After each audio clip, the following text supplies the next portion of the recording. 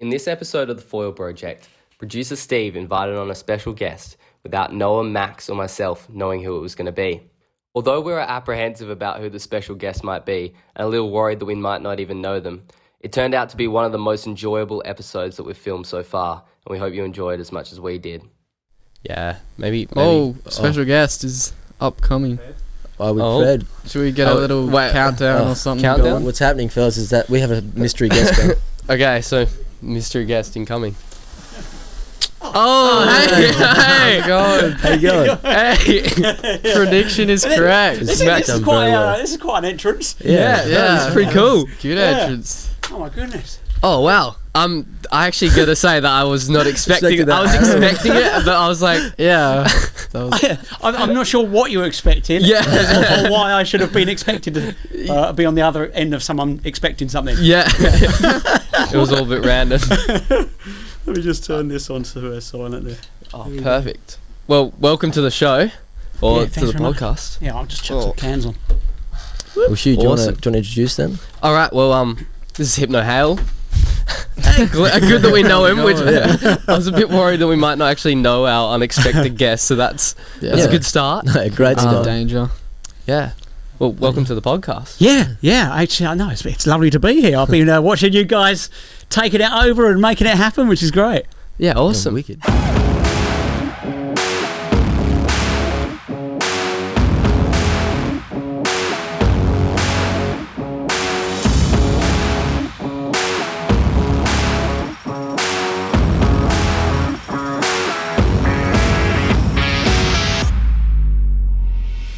Well, I don't know if we want to start talking somewhere. I think I've been seeing recently that you started doing some dock foiling.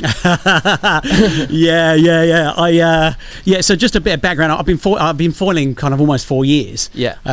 Like when I started, the only other person I'd ever seen outside of YouTube was Nathan Foil Perth. I caught him down the beach one day. I was like, man, I've actually ordered one of these things, and so I was kind of one of the first people with one. It just took me 4 years to get up to any kind of standard, which you kind of guys are nailing in about 2 or 3 months now. So, so consequently, my dock starting journey actually started about 2 or 3 years ago on my old GoFoil stuff. But it was the very low aspect wings, and I was able to get them off the dock, but you just couldn't pump them any distance at that point. So I kind of gave dock starting away. But now I've just been so tempted by like the dodgy days of no swell or the wind dropping and things like that. I was like, I need something else in the arsenal. So I've been throwing myself off the dock now and just bringing that back up to speed. So yeah, well, I don't know if you heard about in our last podcast, we're talking to Oscar about how there's always waves on the East Coast, and we had to just switch completely to dock foiling in summer. I think it's great. I think people in Perth, I think we're very adaptable with our foiling, because you have to be. We're very lucky, obviously, with the wind. But waves. You've really got to drive to get some consistent waves. Definitely. Yeah. Oh, I did see you out there the other day, didn't I? You were out at Dutchies. Yeah. I was out there the other day. Yeah. It was a good break. First time in quite a while. Yeah, that's right. Oh, yeah, of course, that's right. Yeah. You just the other day. Yeah. It's just starting to work again. I was actually down there yesterday, and there's about 7 or 8 foilers out there, and. Right.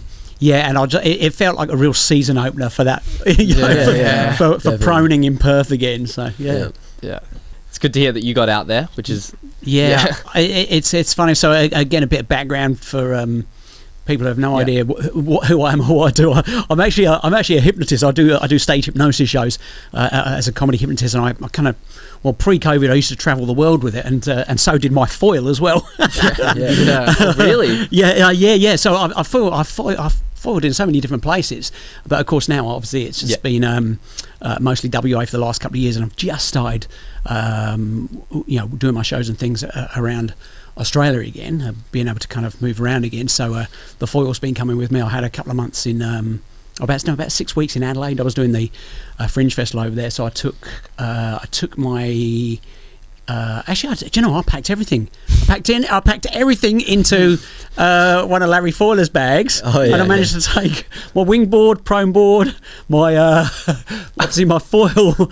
I got my smick wing in there, my weddies and all my bits and pieces, and I got that on as excess baggage, and so that did me well over there. And now I've explained that, I've completely forgotten what the original question was. I have no idea as well. I think it'd be good to start sort of. I know what it was. Oh, you do? I was saying, so at the moment, I've just finished a couple of big festivals where I was performing every night for like about 70 nights in a row. But now I'm a bit flexible with my time because I've just got a few shows here and there before I start doing another festival, that kind of thing. So yeah, I'm very adaptable to what's going on at the moment. So if there's waves, I can just get out when the time's right. If there's wind, I can get out and hit the wind. Whether it's onshore on the coast or hit the river on an easterly, that kind of thing. And then and even go and absolutely punish myself when the dock starts at the moment. So. Yeah. Well, I got a pretty main question, big question for the whole thing. What's the gear you're riding? I'm on lift at the moment, and it's kind of my one wing quiver at the moment until I've got to the dock start stage. So because I ride the HA 120, the 120 HA, awesome. which is just it's a blade, and I absolutely love it. And I thought I'd have to have other stuff in the arsenal just for general use, but I use that for every prone wave, and I use it for every winging session. But the only thing is I can't get that off the dock. I'm gonna need some turbo boost on that. But I think we struggled pretty hard with the 120 as well.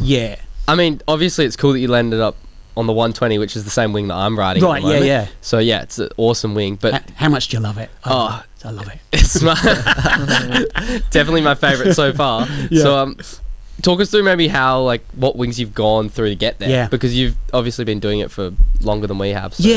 But at the same time, I'm I'm not a tinkerer. I'm not very practical, so I don't build. I don't kind of adjust. I'm not really shimming. I'm not really tweaking. I kind of get something and kind of make it work great. So my first foray into foiling was literally go for, because at the time I'd literally seen Kyle Lenny doing some stuff on YouTube, and I was like, man, that's so crazy. And I thought, how do I do that? And then I could only kind of really see a way of getting stuff from Hawaii at that point. Then I think I actually ended up ordering my original gear from over east.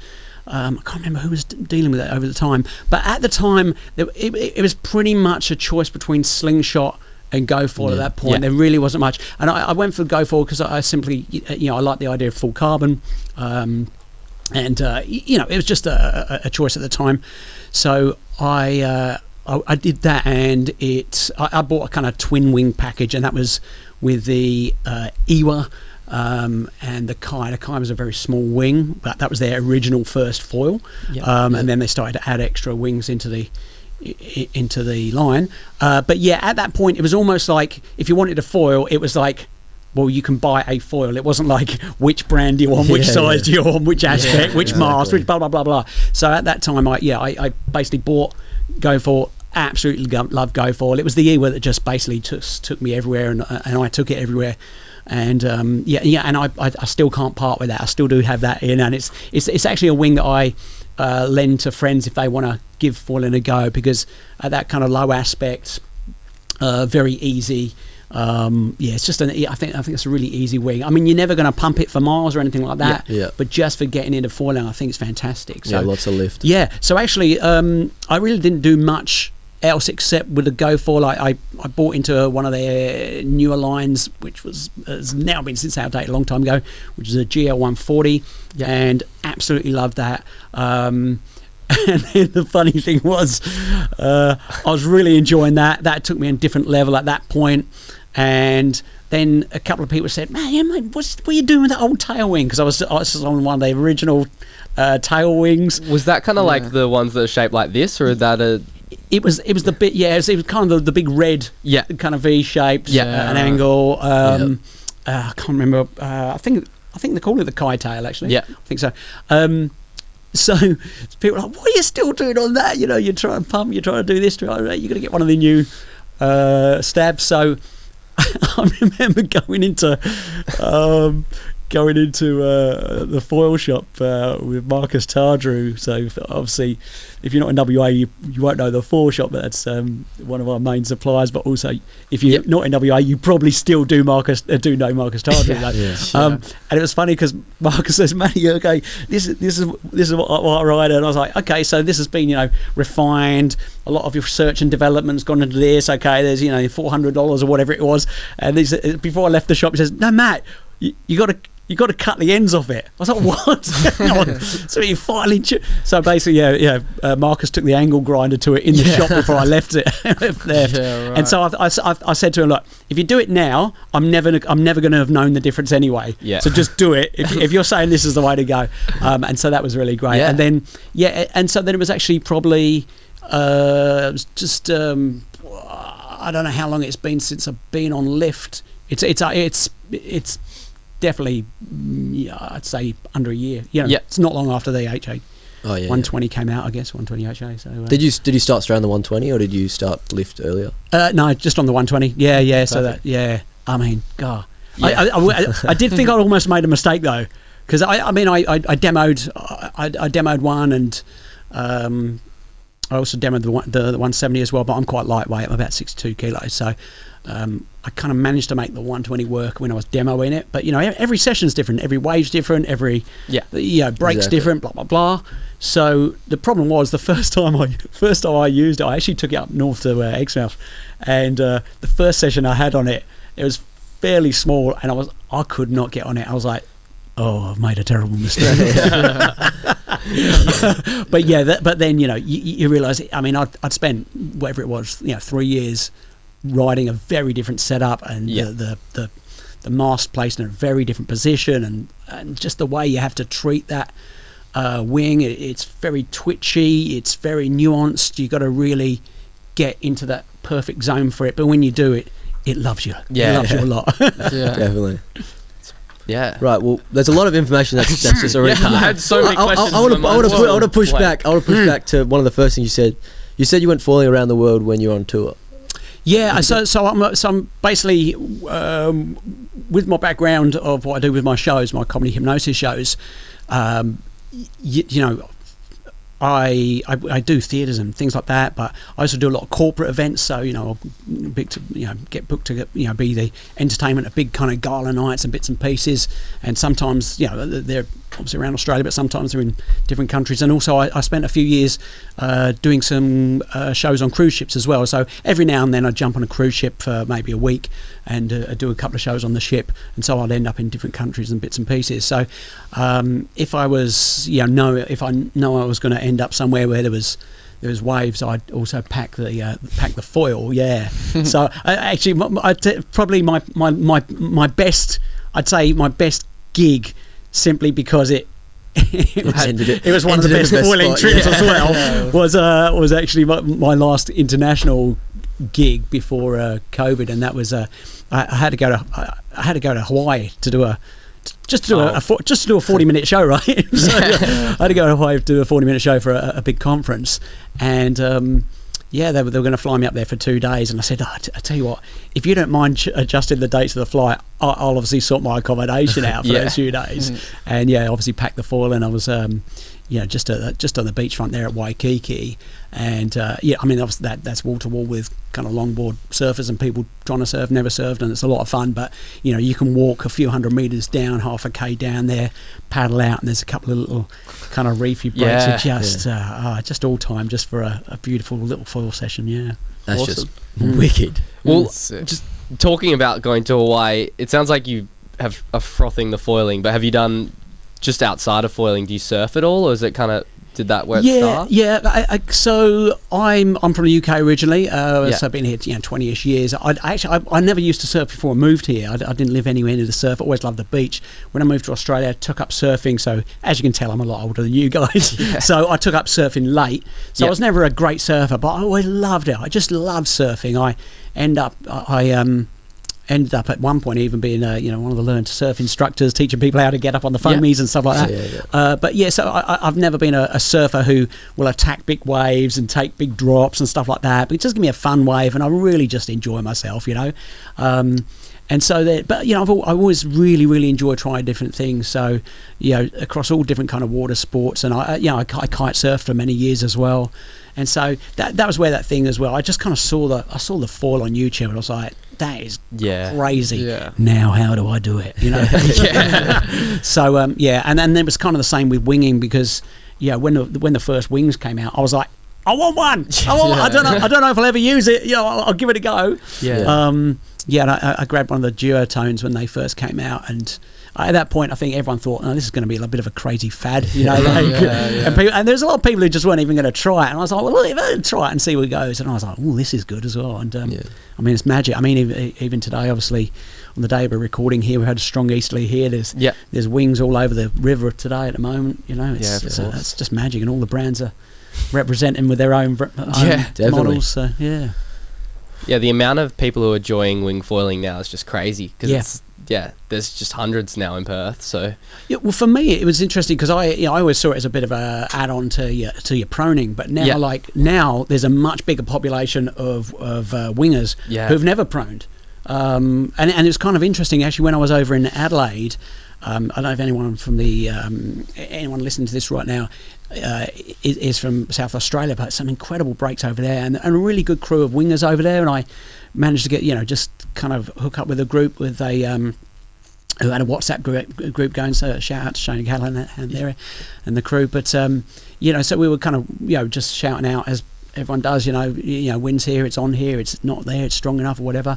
And I didn't know spots, so it was really nice for people to show me that. But then when I started putting in the group, hey, has anyone got any prone spots? And no one was really proning, and not specifically in that group. And so I started having to kind of have a little drive around when I was in Adelaide and just kind of checking out spots, and I found some awesome prone spots. And there's definitely a prone crew out there, which I didn't manage to hook up with, but I was surprised at the spots that I found, which had plenty of surfers on, but were just so rippable on a foil. And even you look at it and go, that's just a perfect foil wave. So Jeez, we got a trip to Adelaide then, boys. I mean, the great thing about foiling is you pretty much do a trip anywhere, because there's probably a foiling wave like within 100 kilometers at least of wherever you land. So I mean, that's it. I mean, it's great seeing everyone all around the world just making the most of but I mean, that's the thing with a lake. You couldn't kite on a small lake, and the launching, the landing may be tricky and all sorts of things, but there's a lot of people winging on lakes which weren't kiteable as such. So there's a lot of inland use of foils, and of course, getting back to the dock starting conversation, it's amazing to see that people obviously like Wake Thief and the rest of the crew who are just kind of like making it an absolute high priority and making the most of their surroundings. So I love it. How long would you say it took you to, you said you're in the winging, you've winged in quite a bit. How long would you say it took you to learn that sort of process? Or just tacks and jibes? I don't talk to me about tacks. Let's just say jibes. Let's just say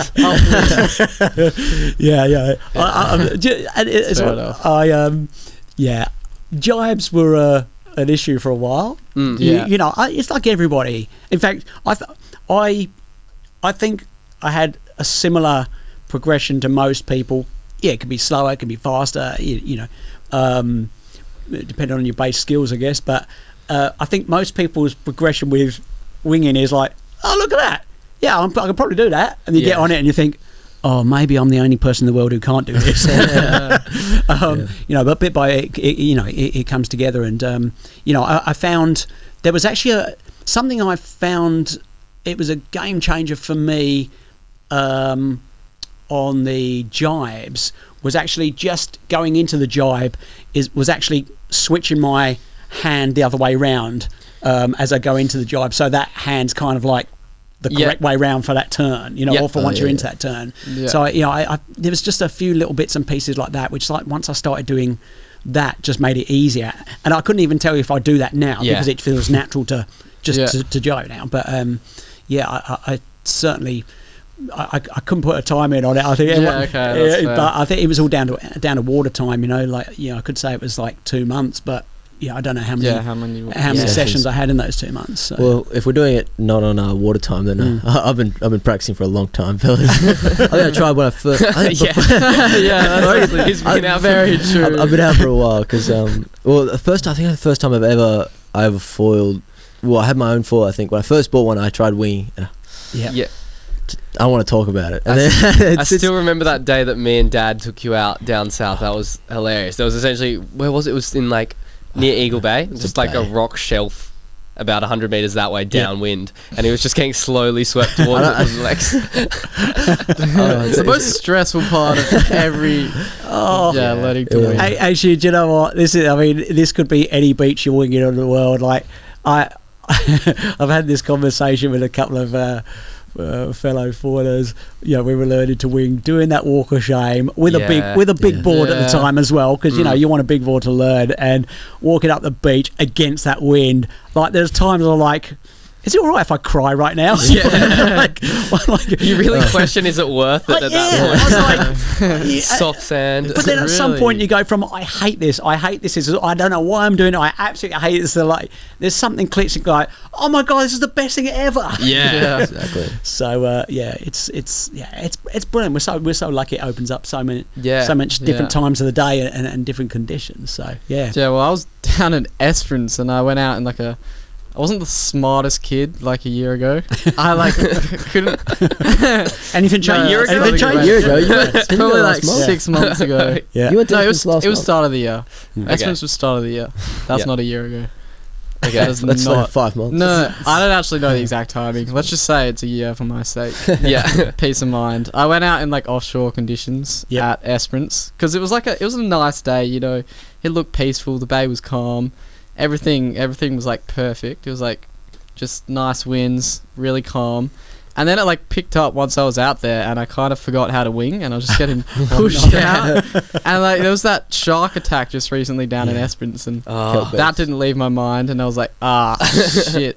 Did you manage to wing it back in, or did you let it down and paddle? I managed to get it back up and get it in, but it was sketchy. It was I've had a couple of offshore sessions, and interestingly, one of the offshore sessions I had someone like, "Why are you doing that? It's ridiculous." But it was not that far offshore, and also, you can let that wing down, and you can paddle a big board back in, and you wouldn't think twice about paddling a big board offshore without a wing. It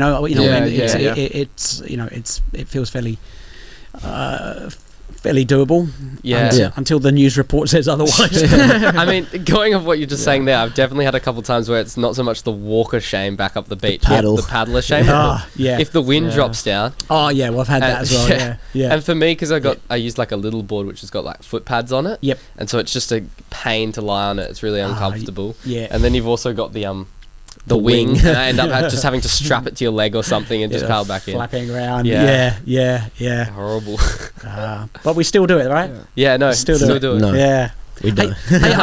Here's a nice little tip which actually intersects with what I do, like my background of getting people to focus on things and things like that. I found using visualization when I was transitioning from doing a lot of surfing into a lot of foiling was originally I think any surfer kind of looks at it and goes, oh well, I can surf, so I'll be able to do this, and you get humbled so quickly. But that's because I think what happens is our surf brain basically goes, well, you put all your weight on the back foot, and it's been so burnt into your head for so long. It's that muscle memory. So I found doing some visualization exercises really, really helpful to me when I was through all stages. What I was doing, whether it's trying to learn jibing on the wing, or where I want to put my foot on the board when I pop up, or even now on the dock starts as well, again with my hand and foot placement and that kind of thing.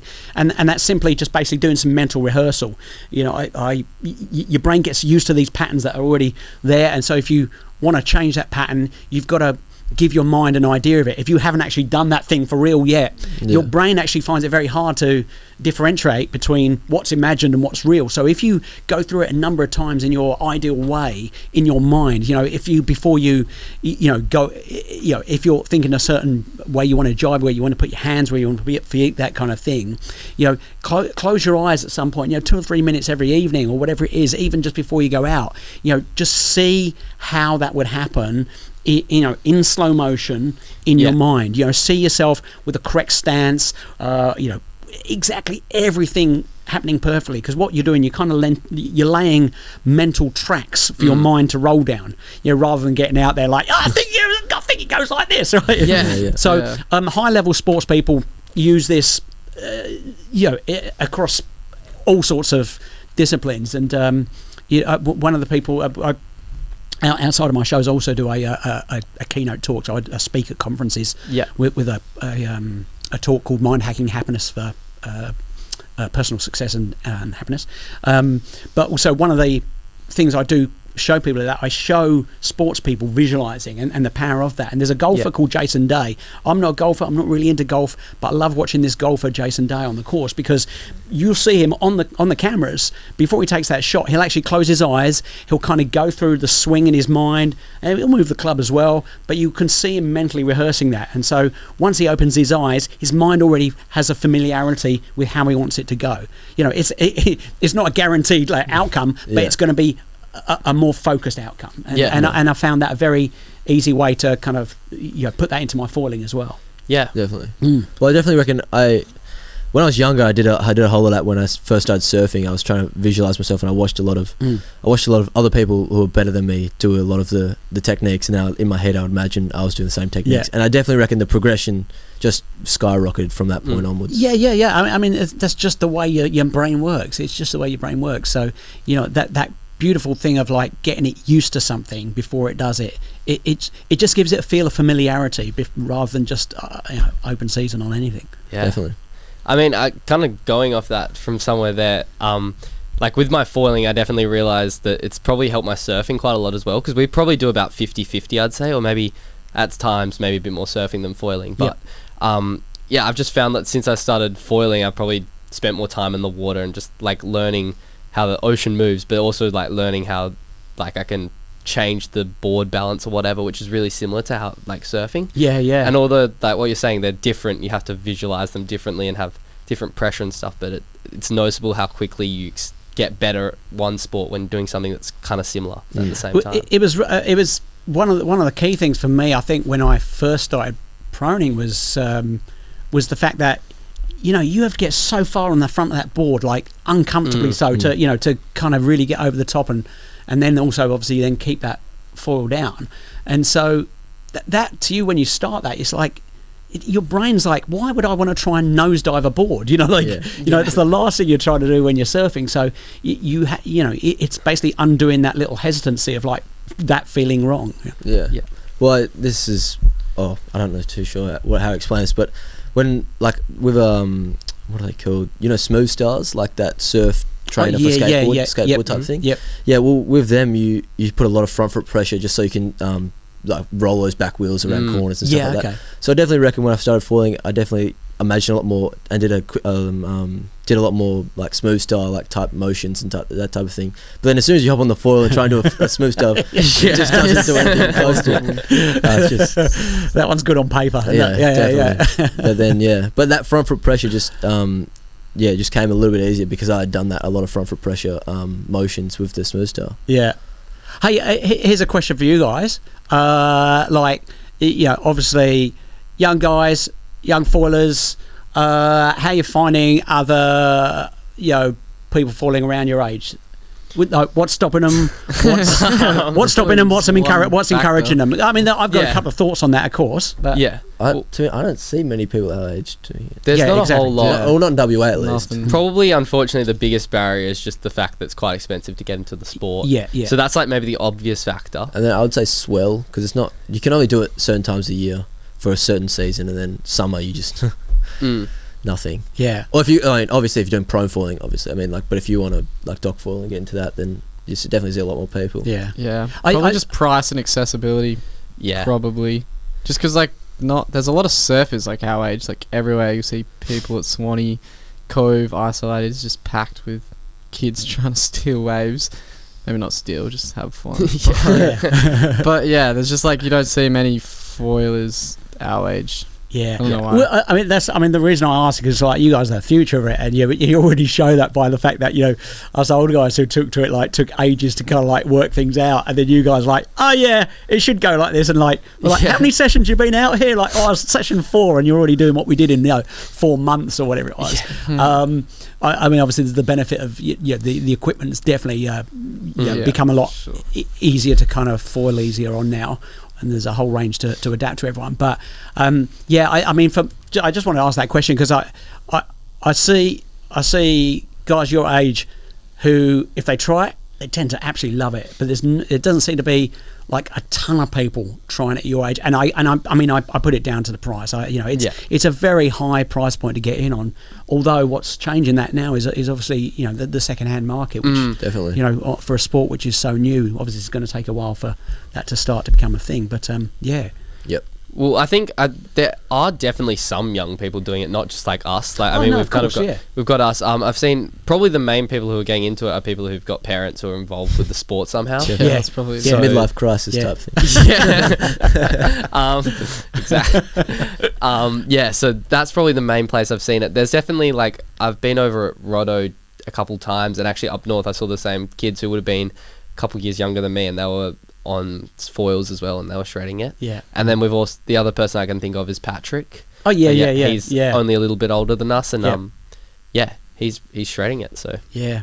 Oh no, you got. I mean, there's definitely plenty of you out here, but it's obviously predominantly a sport which you see, definitely I'd say 30s upwards, definitely. It seems to be, but yeah, I reckon it is an expensive sport to get into. Well, I'm not really in the winging community. I assume you're probably more linked up than we are. I'm not too sure, but do you see many young people just in the wing side of it, not proning? Do you know what? I reckon winging is. For sure, there definitely are a lot of young wingers, but I think even more so than the prone, way older crew. Crew. Yeah. And again, I think that does come back. There's a lot of old windsurfers now who are like, I'm not trying that. Hang on, I might try that, and they're loving it. And I think there is a bit of there's been some hesitancy with people of don't want to try new stuff and stuff like that. But I think now the temptation for a lot of people, if they've got the money, if they've got the water skills, if they're used to using the wind, have got to at some point think, go on, I'll give it a go. And the thing is that it's not like you have to choose one over the other. You never have to choose anything over the other. You're right through down to surfing. You never have to be like, well, I'm only a shortboard, I'm never going to ride a mout, or vice versa. And but I think now you're definitely seeing a lot more people who have got no other foiling experience but have got wind experience coming into that wing foiling community. It's definitely something you see out there.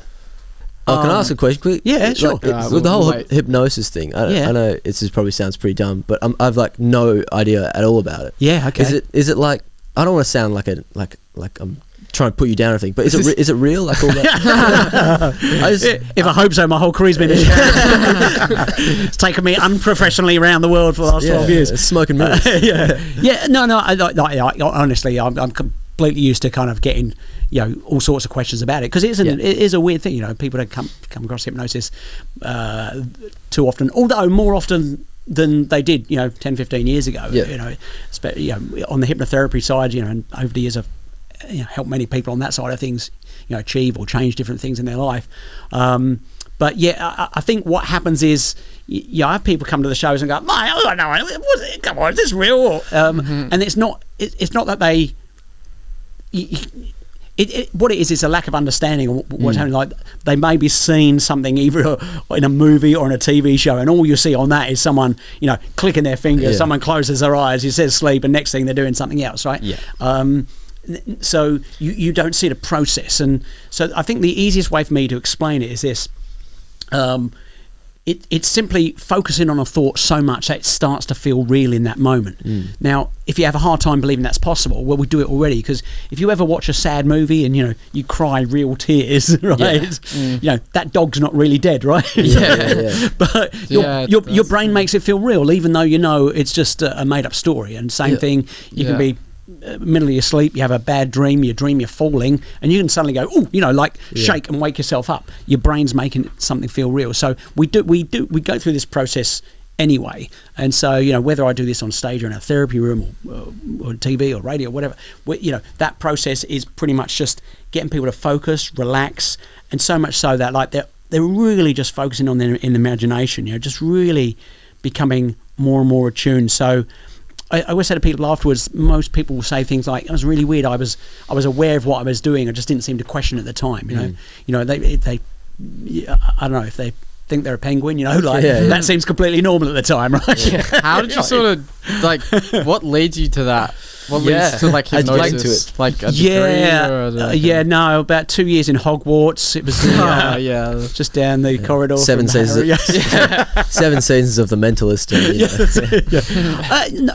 So I come from an entertainment background. I've always had some kind of form of entertainment background. Started doing radio when I was 15, then and also club DJing for many years and stuff like that, and all sorts of things.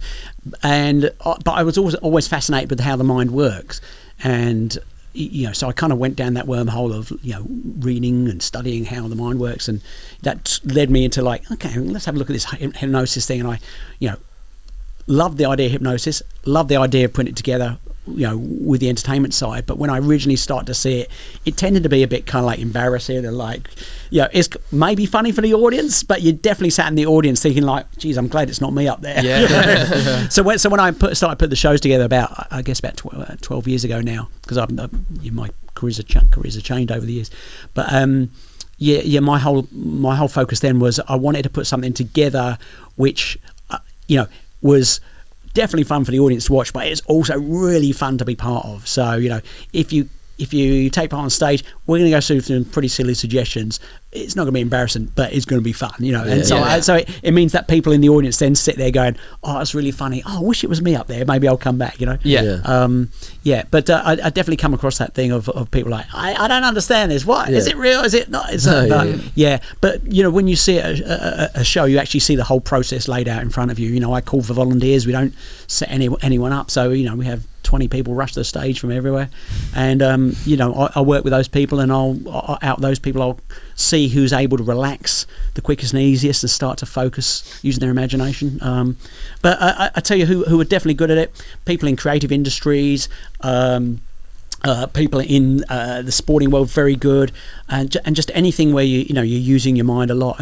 And the great thing is now across all sporting disciplines, people are putting a lot more mindfulness, yoga, meditation into their routines as much as as much as the outwardly physical exercises as well. So this is not as an uncommon kind of weird thing as it was, a long time ago. Yeah, definitely.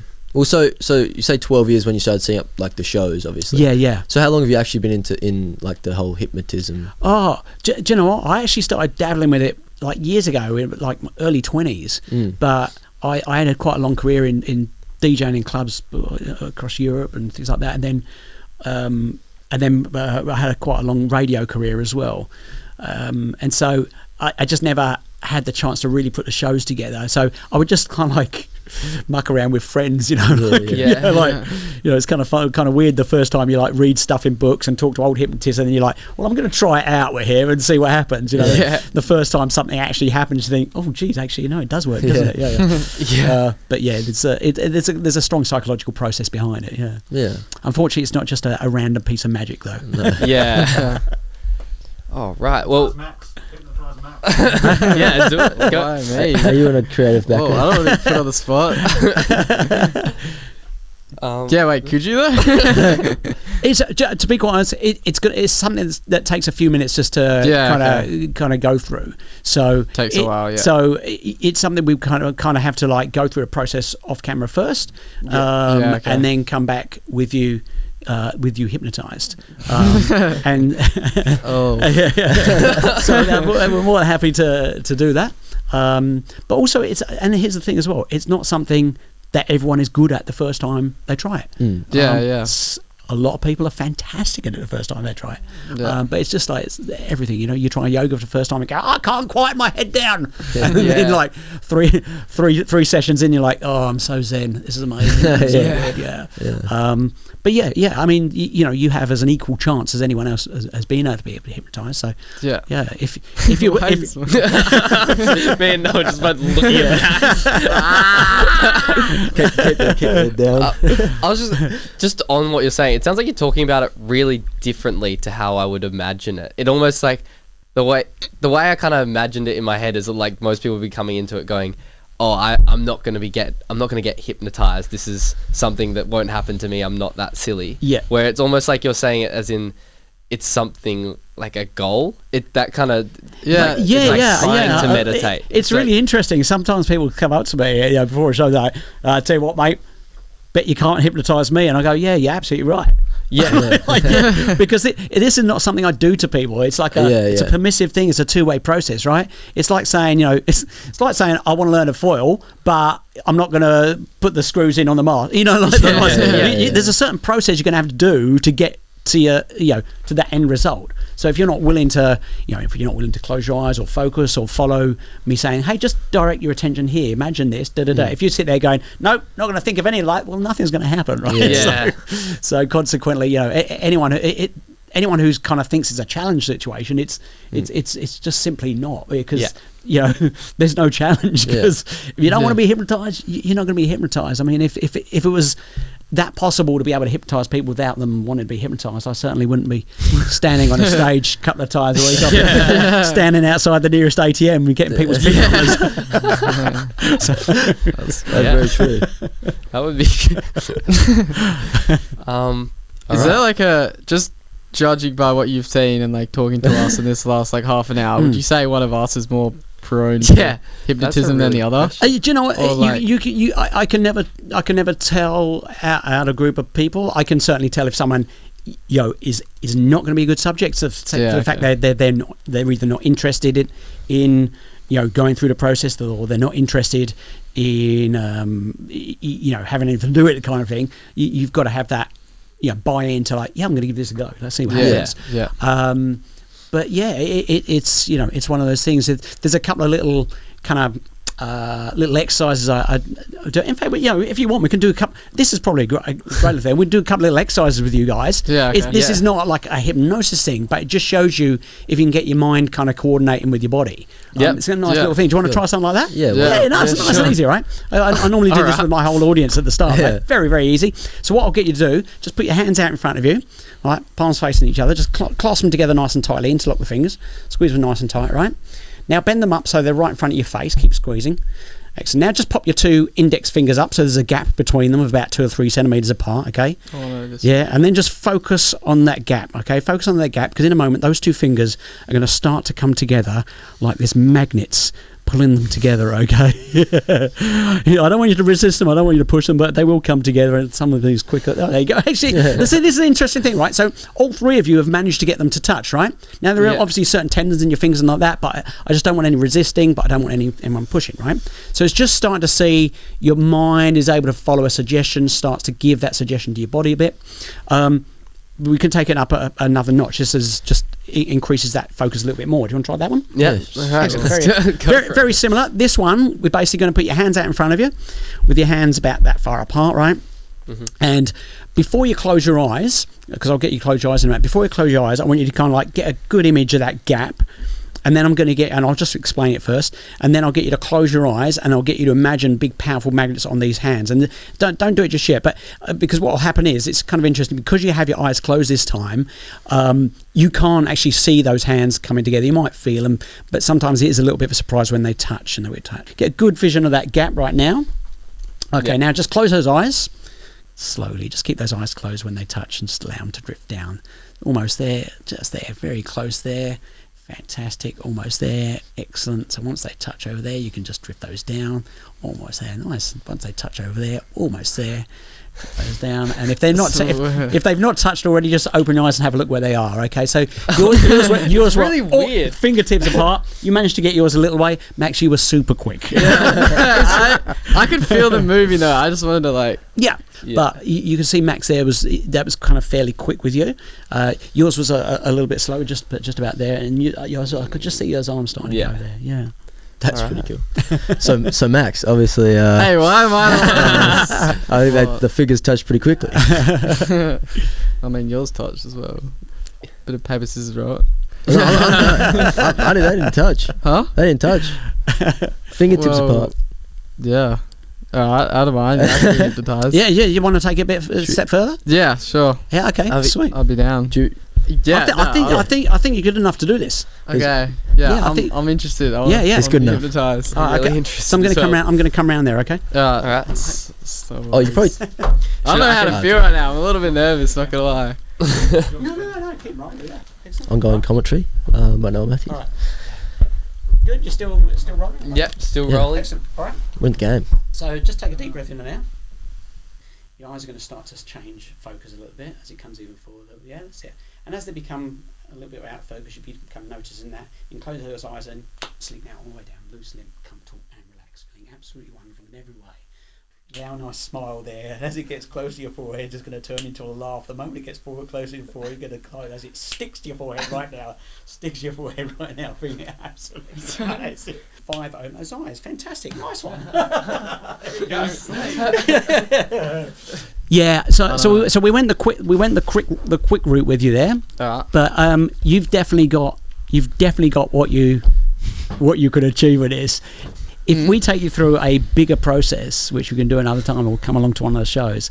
I think you're a prime candidate for being fantastic at this. Because that ability you had to relax. Do you see how he was able just to kind of like switch off? Yeah, instant switch off. Look pretty relaxed. Yeah, super chilled out. So, if you ever want to explore that, come and grab a seat on stage. Sounds good.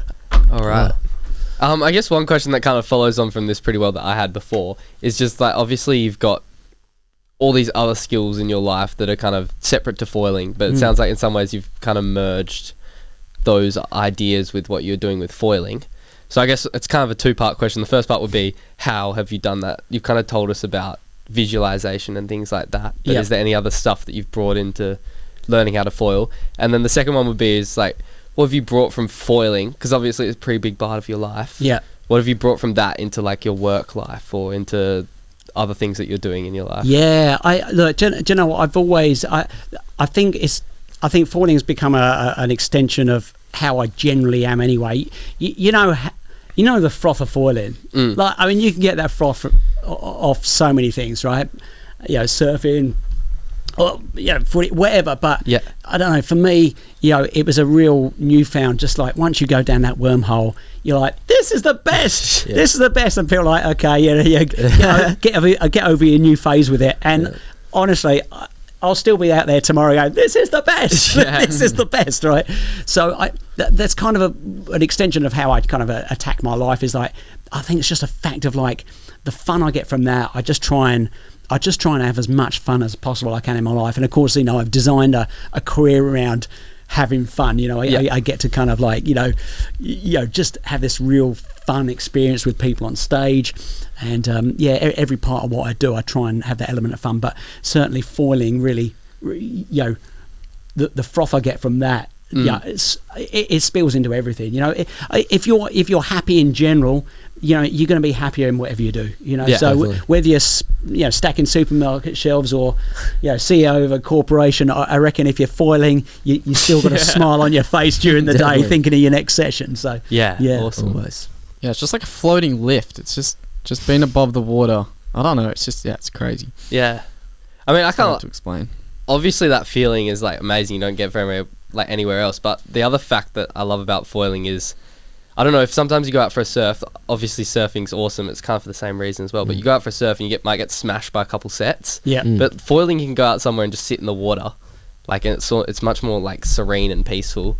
And also then you get those moments where you're just sitting there and might have a couple mates around you and like see some fish or whatever. I don't know. Dolphin. It's, I get those cool moments. Yeah, do you know what? I think I've really found as more people come into it, and I'm all for more people foiling, you know, just because I love sharing that stoke, you know. So, you know, I really have found like a community of people who tend to like be really stoked for each other as well. Yeah, you know, definitely. 100%. I don't know if it's just numbers that, you know, obviously there's a smaller amount of us doing it, but you know, I can definitely go out and have a surf and have people kind of you know, whooping and just having a good time, but not generally with a group of strangers, you know. Like you can be amongst a group of like people you don't know foiling, and someone will be like, yeah, like even on the smallest ride or just the, you know, the littlest experience. And I found there's a real good kind of vibe out there in the lineup. Definitely.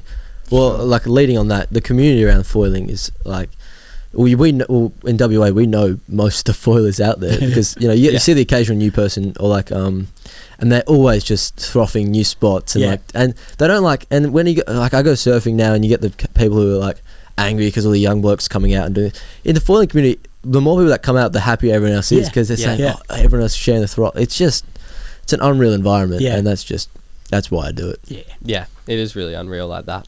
I especially find that prone surfing. I mean, winging's probably in some ways a bit more solo, because you kind of go out for a session, you don't really talk to anyone. Yeah, and I mean with winging it's different, because you're on straight away. Yeah, if the wind's blowing and you got a chance to get up on 4, you're on. So there's none of that's kind of sitting around. But still, with that, there's definitely a good community of people, like in the car park, on the WhatsApp groups. You know, like, people are still sharing those spots and sharing their local conditions if it's on as well. So yeah. Well, I don't know if anyone else has any more questions, but I reckon it's probably almost time to wrap it up. Yeah, I think we've covered a lot of stuff today. It's been really good. So that was awesome podcast, honestly. Sick. Yeah, I'm pretty stoked with that one. Same. I'm still loving my work, man. Hey. Yeah. Well, thanks for coming on. It's been awesome. No, absolute pleasure. Coming in and being a guest with you guys, and much happiness and success to you guys with it. It's a really great thing, and great to see out the water as well. Yeah, of course. But I look forward to seeing you in the water again soon. Yeah, epic for sure. DJ Max on the beats. Just checking out there. I'm just gonna buy Oh, can you hear that? Oh, that's embarrassing. Oh, I can't. It's just me. It's just you. Wait, have they changed? Yeah, probably people. Because we're not I think I'll be here. Because then if he can just walk in and. Ooh, Mate, it's like a fire beat. Fire. Could lay down some mad freestyle. We're gonna put our song in there. Wait, is that one? They zoom in a tad. No, I didn't. Oh, it didn't. No, didn't jump. Oh shit! It's actually good. This could have been our intro. Hey guys, and welcome back to the Foil Project. All right. Oh, I like this. oh! Might need an intro change up. Yeah, we could. No, No, we can't. Oh, we actually. It's actually pretty sick. Like, Can we use this sound? Yeah. Oh. Who's it? Oh. Oops. Maybe. Oh, I just